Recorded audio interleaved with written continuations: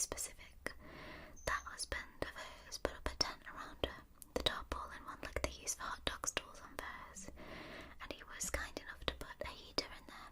Also, I guess looking at the electrical cord reaching out to the window into their living room. I caught him walking from the grocery store with 2 paper bags of food in his hands. "Hey man, I don't mean to be that guy, but are you sure everything's fine with Marge?" I asked. "It just seems a bit too exotic for me. It's really getting cold outside. Are you sure it's safe?" "Yes, no need to worry. She's feeling perfectly fine. Thank you for asking," he replied. I couldn't help but notice how pale he is. He tried to hide his dark circles around his eyes with a smile, but it was impossible not to notice how exhausted he became.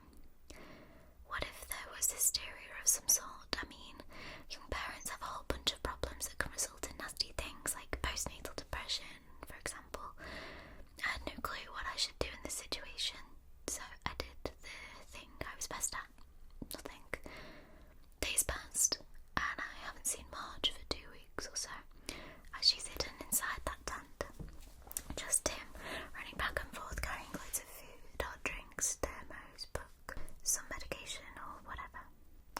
Once I noticed that the tent walls were moving back and forth as if a crazy woman was stretching in there. It was weird, but weirder came next. The moaning. I woke up to her moaning in the tent.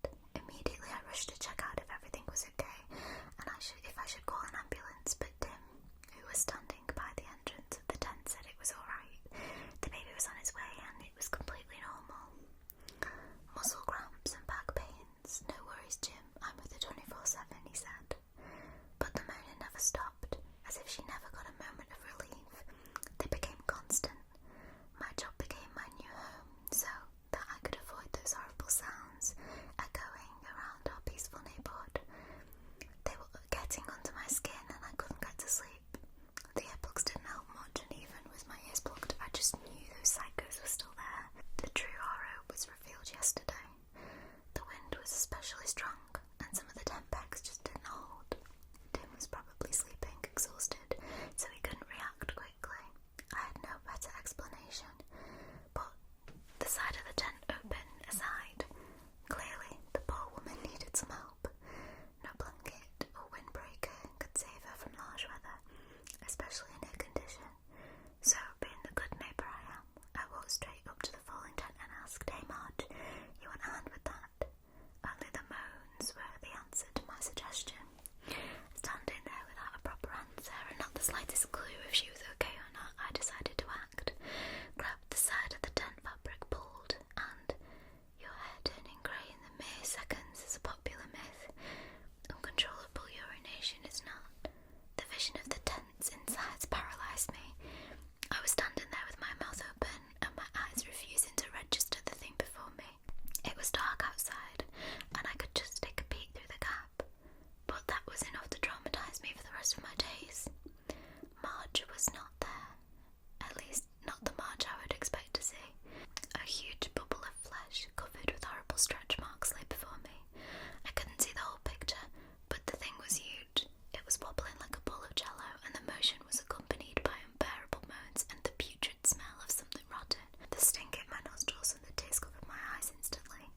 I couldn't bear another moment of looking at it, so I ran. I didn't think straight. I just wanted to get out of the way from there. The further the better. I ran to my friend's house on the other side of our town, didn't give him a proper explanation, and called the police. Do you know what they told me? "Sir, do you have a kink for peeping on pregnant females?" Tim keeps calling and sending messages. What the hell is going on? I have no idea what I'm going to do. All my life is left in that house, and I don't have the guts to show up there. My credit cards, my papers, everything. That thing. I nearly smashed my phone as I took out the last drop of bravery and checked one of the messages from Tim. It said, "Hey, it happened. Baby Tim Jr. is born. Jim, we want you to be the godfather after all that we went through. We just won't take no for an answer." Crazy. Okay, another story. Okay, next one. This one's called "I couldn't believe what my boss asked me to do on my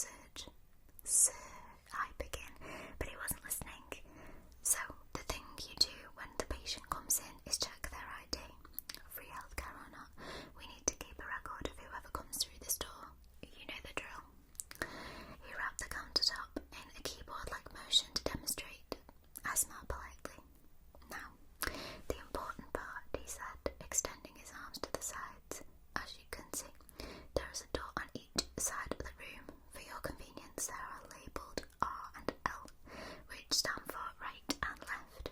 He paused as if to make sure I was still following. The task is simple. You send every 5th patient through the left door.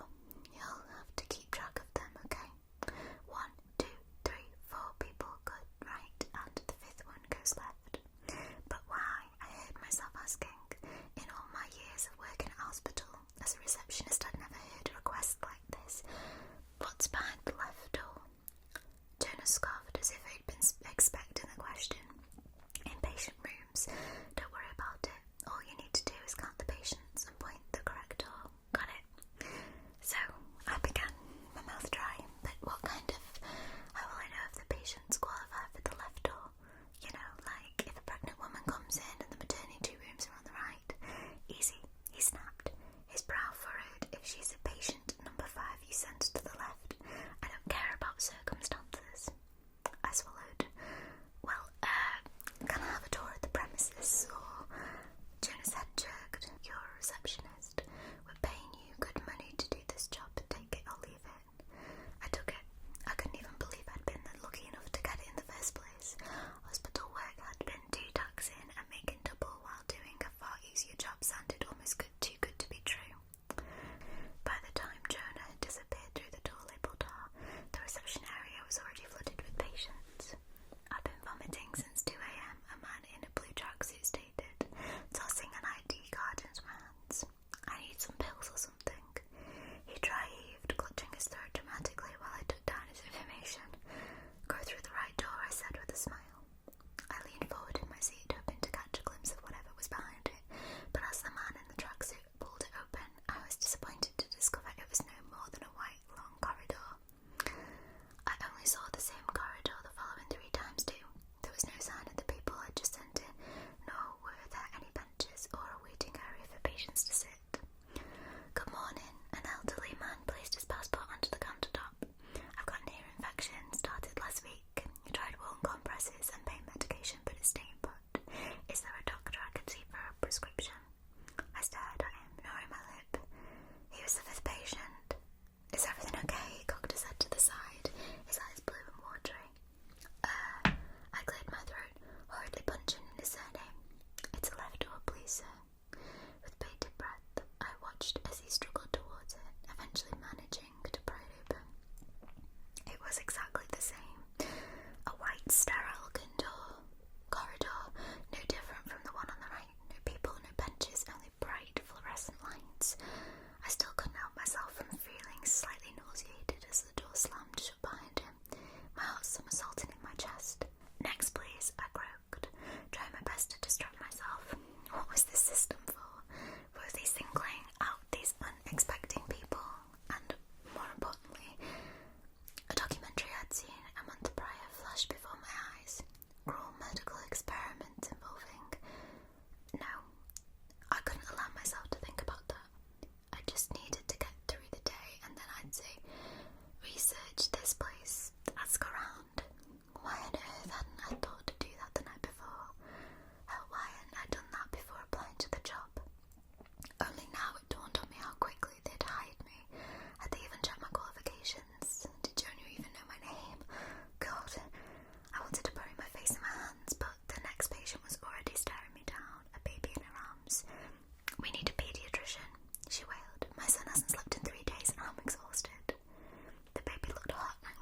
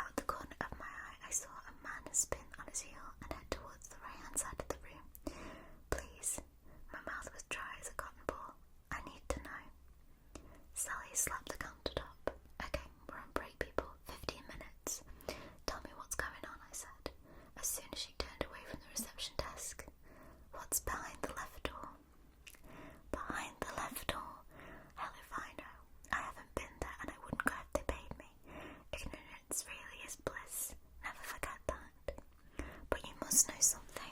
How long have you been working here? She chuckled. You know, curiosity killed the cat. Well, that expression really applies here. Once the other receptionists had made up their minds to wander down one of the corridors, I never saw them again. Came in to a brand new person the next day. Did they get fired? Fired? Her eyes widened. Honey, I hope they got fired. All I know is they never showed up again. Wouldn't pick up their phones either. Gone, just like that. I shook my head. Tell me what's behind the left door. You must know. She studied me for a moment and narrowed her eyes. It's not the left door that you should be worried about. My heart skipped a beat. It's not. Then, the lucky ones get the left door, Sally said, her voice hoarse. I don't understand, I whispered, my breath catching my throat. The left door people, she said, grabbing hold of my clammy hands. I've seen them again. They're registered in the system twice, some of them even 3 times, if they're exceedingly lucky. They make further appointments, they leave us good reviews. I swallowed. But not the right door people. She pointed her painted fingernail towards the window. You see that truck over there? The one the men are loading up. All that comes from the right wing. But that's one of the biggest fast food chains in the city. I know. I gaped at her, my stomach churning. The right door. She nodded sorrowfully. Nothing's free, sweetheart. The company's gotta make their money somehow, But before she could finish her sentence, Jonas took his head out the door, a paper bag in his hand. Hey ladies, fancy some lunch?